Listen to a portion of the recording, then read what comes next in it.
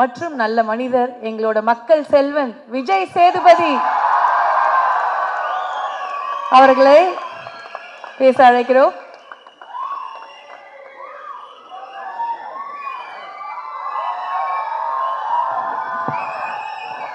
எல்லாருக்கும் வணக்கம். I love you.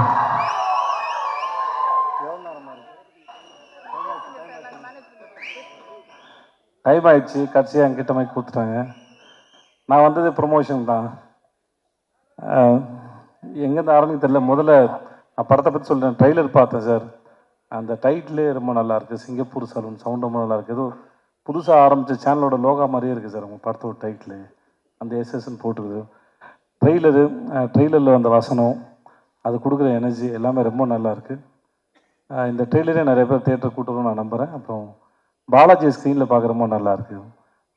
Balaji நானும் ரொம்ப வருஷம் முன்னாடி பிக் எஃப்எம்மில் வந்து பேசிட்டு ஒரு படம் ஸ்க்ரீன் பிளேலாம் பேசிட்டு மொட்டமாக உட்காந்து ரொம்ப நேரம் ஒரு மணி நேரம் தம் அடிச்சு பேசிட்டோம். இல்லை ரொம்ப நேரம் இருக்கணும் நம்ம பேசினோம். நான் அங்கேருந்து அவரை இவ்வளோ தூரம் தாண்டி அப்புறம் நான்காடுகளை பார்த்து இங்கே பார்க்க வரைக்கும் ரொம்ப சந்தோஷமாக இருக்குது. அவரோட வளர்ச்சி, அப்புறம் அவர் பேசுகிற விதம், அவர் தைரியமாக தன்னோட கருத்துக்களை பேசுகிற விதம், இது அத்தனையும் நான் ரொம்ப ரசிக்கிறேன். அவங்க சத்தம் ரொம்ப நல்லா இருக்குது பாலாஜி. வாழ்த்துக்கள் உங்களுக்கு. நல்லா இருக்கு. அப்புறம் தட்டிருங்க, என்ன கஞ்சத்தனம். ஒருத்தர் பண்ண நல்லதை பேசும்போது சந்தோஷம் பாராட்டிடலாம். ஒன்றும் இல்லை. இந்த கோகுல், ஓகே, கோகுல்னு அந்த டைரக்டர் வந்து நிஜமாகவே ஒரு பெரிய டார்ச்சர். அவரோட வேலை செஞ்சுருக்கீங்க. ஏன்னா ராஜன் சார் வந்தார், யாராவது கான்ட்ரவர்சியாக பேசுவான்னு பார்த்தேன், யாருமே பேசலை போல. சரி, நானாவது பேசிட்டு போய்டுறேன். பெரிய டார்ச்சர் தான். அவருக்கு வந்து ஒரு அடமாட்டம் தான் இருப்பார். ஆனால் கூகுள் சாரோட வேலை பார்க்க ரொம்ப இன்ட்ரெஸ்டிங்கான ஒரு ப்ராசஸ் அவர். அது ஒரு எனக்கு அவர் சுமார் மூஞ்சிக்குமார் வந்து அவர் எப்படி உருவாக்கியிருப்பார் அப்படின்னு அவர் மைண்டில் எப்படி அந்த ப்ராசஸ் நடத்துறது ரொம்ப ஆச்சரியமாக இருக்கும். ஜுங்காவாக இருக்கட்டும், ஒரு சீனை ஆடியன்ஸ்க்கு இன்னும் எவ்வளோ தூரம் எங்கேஜிங்காக கொடுக்க முடியும்னு யோசிக்கல. பெரிய கில்லாடி அவர். அவரோட வேலை பார்த்து எனக்கு 2 படம் மிக சிறந்த அனுபவம். இது ஒன்றுமே இல்லை. இன்னும் நீங்கள் இன்னும் பெரிய மேஜிக்லாம் பண்ணுவீங்க. நான் அது ரொம்ப நாள் சொல்லிக்கிட்டே இருக்கேன். நான் அவர் ஜுங்கா பண்ணி முடிச்சதுக்கப்புறம் சொல்லிட்டு இருப்பேன், இது ஒன்றுமே இல்லை சார், அவரோட பிரெயின் வந்து ரொம்ப எக்ஸ்ட்ரானரி. அது அவர் எங்கேருந்து எந்த சென்ஸ் வந்து காமெடி பிடிக்கிறாரு, ஒரு சீன் எப்படி கன்சியூவ் பண்ணுறாரு, ரொம்ப ஆச்சரியமாக இருக்கும். ஸோ சார், உங்களுக்கு வாழ்த்த வயதில்லை, வணங்குகிறேன் sir. Sathyaraj sir, I love to work with you sir. நீங்கள் நான் ரீசெண்டாக தொடர்ந்து உங்களுடைய பழைய படங்கள்லாம் பார்த்துருக்கேன் சார். தெற்கு திருமச்சானாக இருக்கட்டும், அமைதிப்படியாக இருக்கட்டும். அப்புறம் நான் வந்து உங்களுக்கு இன்ஸ்பிரேஷனாக இருக்கலாம். பெரிய அநியாயம் சார்லாம் சொல்லாதீங்க சார். அப்படி நீங்கள் வந்து யுவர் கிரேட்டஸ்ட் ஆக்டர்ஸ். நான் ரொம்ப ரசிச்சிருக்கேன். உங்களோட டைமிங்காக இருக்கட்டும், நீங்கள் ரொமான்ஸ் பண்ணுறதா இருக்கட்டும், சண்டை போடுறதா இருக்கட்டும், ஒரு சீனை வந்து நீங்கள் எலிவேட் பண்ணுற இது வந்து இட்ஸ் எக்ஸ்ட்ரானரி சார்.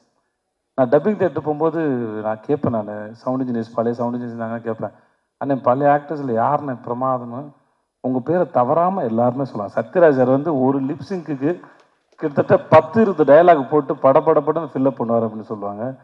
உங்களை பார்க்குறது வந்து sir it's delight to watch. உங்களை பார்க்குறது வந்து இட் இஸ் அவ்வளோ சந்தோஷமாக இருக்கும்.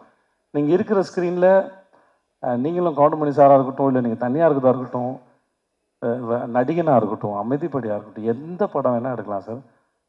இட்ஸ் மினிமம் கேரண்டில் சூப்பர் கேரண்டி உங்களை உட்காந்து பார்க்குறது சார். அந்த அண்ட் நான் நிஜமாகவே மனசார, இது மேடைக்காக சொல்லாது, ரொம்ப நாள் மனசார எங்கிறேன், உங்களோட வந்து சரிக்கு சமமாக ஒரு படம் பண்ணணும்னு ஆசை சார். சப்போர்ட்டிங் ரோல்லாம் இல்லை சார், எனக்கு அப்படிலாம் இல்லை. அது எனக்கு உங்களோட அருமை எனக்கு தெரியும். நான் ஆஸ் அன் ஆக்டராக நான் ரொம்ப மதிக்கிறேன் உங்களை. எனக்கு உங்களோட அருமையை நான் ரொம்ப கொண்டாடுறேன். எனக்கு உங்களோட சமமாக ஒரு படம் பண்ணணும்னு ஆசை சார். 2 பேரும் அது டபுள் ஹீரோ சப்ஜெக்ட் மாதிரி தான் இருக்கணும்னு ஆசைப்பட்றேன் நான். You're great and you're fantastic. நன்றி. நீங்கள் எங்களோட இன்னமும் இருக்கு. ரொம்ப ரொம்ப நன்றி. மற்ற எல்லாருக்கும் ரொம்ப நன்றி. பேசின டைம் ஆகிடும். வாழ்த்துக்கள். நன்றி சார். தேங்க்யூ, நன்றி. ஸோ நெக்ஸ்ட்டு நிறைய பேருக்கு உதவி பண்ணணும் அப்படிங்கிறதே வந்து ஒரு குறிக்கோளாக வச்சுருக்காரு இவர் அப்படின்னு வந்து சொல்லலாம். எஜுகேஷன், சினிமா 2 பெரிய ஏரியாஸில் கொடி கட்டி படுறதும் இல்லாமல் நிறைய பேருக்கு அந்த வாய்ப்புகள், அந்த விஷயங்கள்லாம் வந்து பண்ணிட்டு இருக்காரு. அதை தாண்டி இப்போ வேல்ஸ் வந்து ஒரு பப்ளிக் லிமிடெட் கம்பெனி ஆயிடுச்சு. That is a very special moment for all of us. And சினிமாக்கு இவரோட சப்போர்ட் வந்து நம்மளால வந்து வார்த்தைகள்ல சொல்ல முடியாது. we are very happy to welcome our producer Dr. ஐஸ்ரீ K Ganesh அவர்கள்.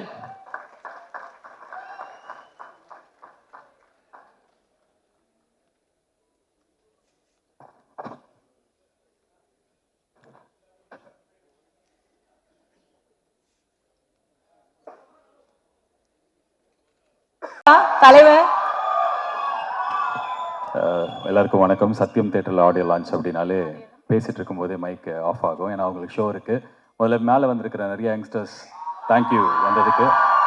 வந்திருக்கிற மீடியாவுக்கு, பத்திரிகை துறை, இன்டர்நெட் ஆல் கைண்ட்ஸ் ஆஃப் மீடியாவுக்கு ரொம்ப ரொம்ப நன்றி. அண்ட் சிங்கப்பூர் சலூன் படம் வந்து கிட்டத்தட்ட நாங்கள் கொஞ்ச நாள் முன்னாடி முடித்தோம். நிறையா சிஜி ஒர்க் இருந்தது. இப்போ ரிலீஸ்க்கு ஜனவரி 25 ரிலீஸ் ஆக போகுது. ஸோ ஒரு பெரிய ப்ராசஸ் இது. இன்றைக்கி நாளில் இந்த ட்ரெய்லர் லான்ச்சை பெருசாக ஆக்கின என்னோடய ஃப்ரெண்ட், அவரோட நான் நடிச்சிருக்கேன், நிறையா பேசியிருக்கோம், ரொம்ப வருஷமாக தெரியும். விஜய் சேதுபதி டைரக்டர் கோகுலுக்காக வந்தது. டைரக்டர் விஜய் இன்னைக்கு காலையில் நான் அவர்கிட்ட ஃபோனில் பேசும்போது அவரோட ப்ரொமோஷன் இருக்குது அப்படின்னாரு. நான் கூப்பிடல, சும்மா விஷ் பண்ணுறதுக்காக கால் பண்ண அவர் படத்துக்கு. அவர் கே ராஜன் சார், என்னோடய முதல் படம் நான் ஹீரோவாக நடித்த படத்தை டைரக்டரோட அப்பா. எனக்கு அவர் மேலே அவ்வளோ மரியாதை இருக்குது. சிவா சார், நான் உங்கள் கம்பெனியில் அட்வான்ஸ் வாங்கியிருக்கேன், நடிச்சிருக்கேன். ஸோ வந்திருந்த இந்த படத்துக்கு வெளில இருந்த பெரிய மனிதர்கள் எல்லாருக்கும் நன்றி.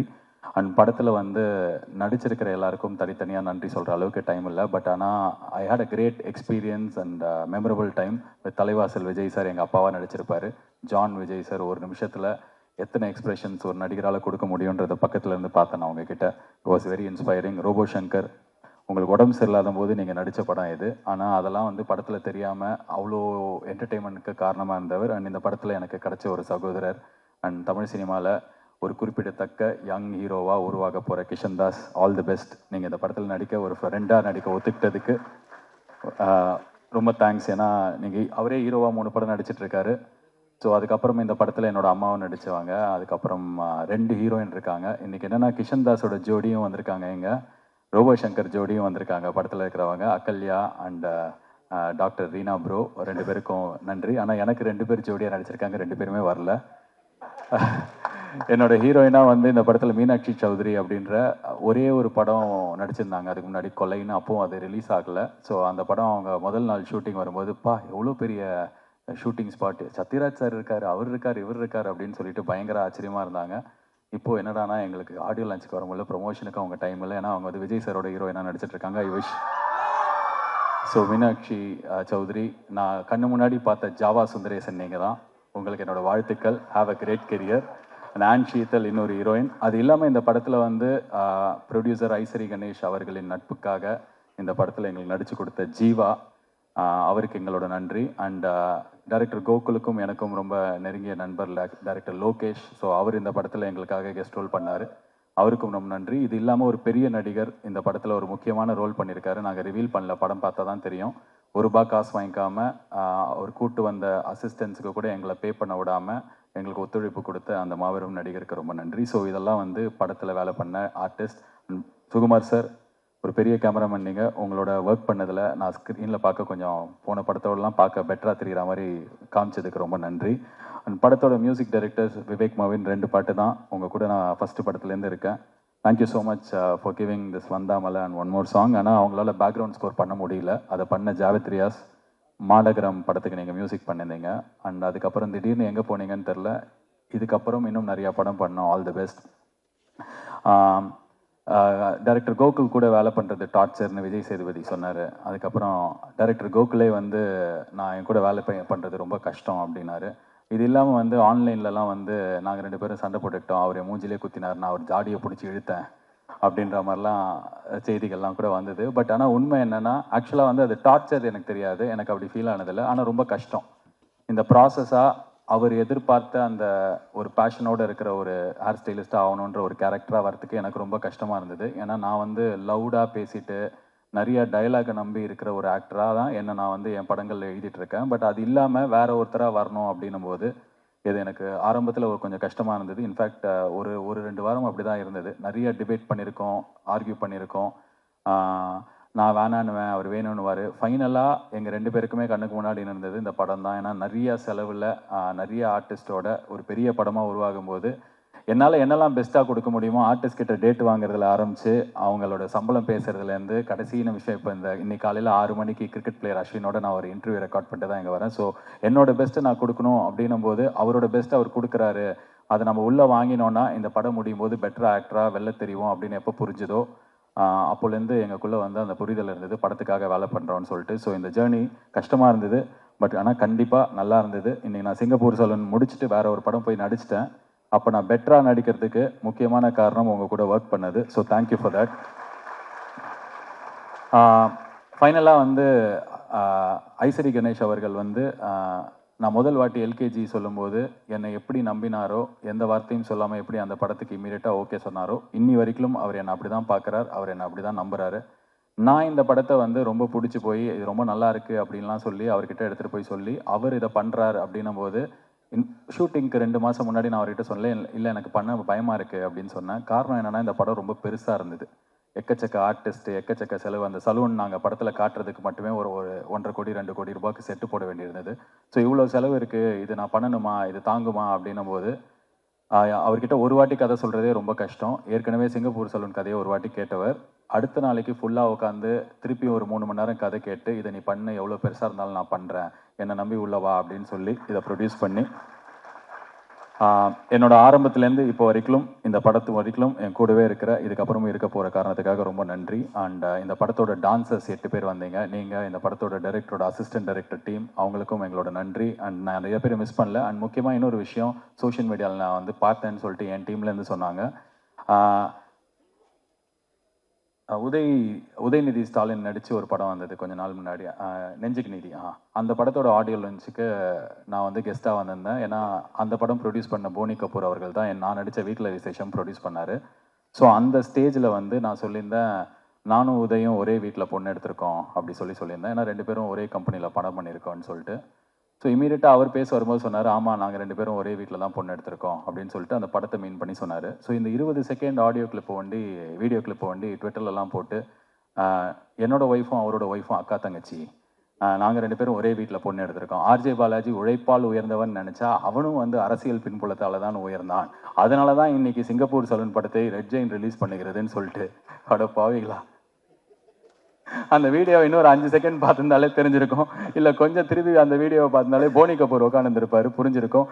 ஸோ அதனால அவங்க வாங்கலை. ரெட் ஜெயின் இன்னைக்கு ஒரு மார்க்கெட் லீடர்ஸ். அவங்க வந்து நல்ல படங்கள் மட்டும் தேடி வாங்குறாங்க, இல்லை ரொம்ப பெரிய படங்களாக அவங்க ரிலீஸ் பண்ணுறாங்க. இந்த படத்தை அவங்க பார்த்து அவங்க டீமுக்கு ரொம்ப கண்டென்ட் பிடிச்சி இதை நம்பி தான், இந்த கண்டென்ட் நம்பி தான் அதை வாங்குறாங்க. So purely on merit.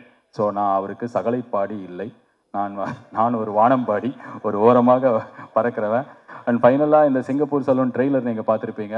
மேலே இருக்கிற பசங்களுக்கு இது உங்களுக்கான படம். நான் சொல்கிறது வந்து போன ஜென்ரேஷனில் இருக்கிற முக்கால்வாசி பசங்க இன்ஜினியர் ஆகணும், டாக்டர் ஆகணும்னு ஒண்டி தான் இருக்கும். பட் ஆனால் இந்த ஜென்ரேஷனுக்கு அந்த பயம் இல்லை. ஹேர் ஸ்டைலிஸ்ட் ஆகலாம், யூடியூபர் ஆகலாம், இன்ஸ்டாகிராமர் ஆகலாம், இல்லை விளாகர் ஆகலாம். இது மாதிரி புதுசாக செருப்பு தைச்சா கூட நான் செமையாக தைப்பேன் அப்படின்ற ஆட்டிடியூடில் இருக்கிற உங்களுக்கு இந்த படம் பயங்கரமாக கனெக்ட் ஆகும். ஏன்னா இந்த வேலையை இவங்க தான் செய்யலாம்,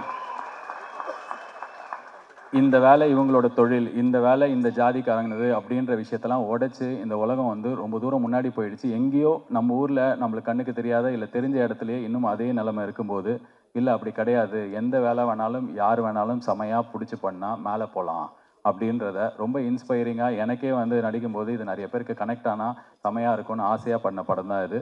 ஸோ ஃபார் எவ்ரி யங்ஸ்டர்ஸ், நீங்கள் எங்கே இருந்தாலும் என்ன பண்ணாலும் செமையாக படிச்சிருங்க.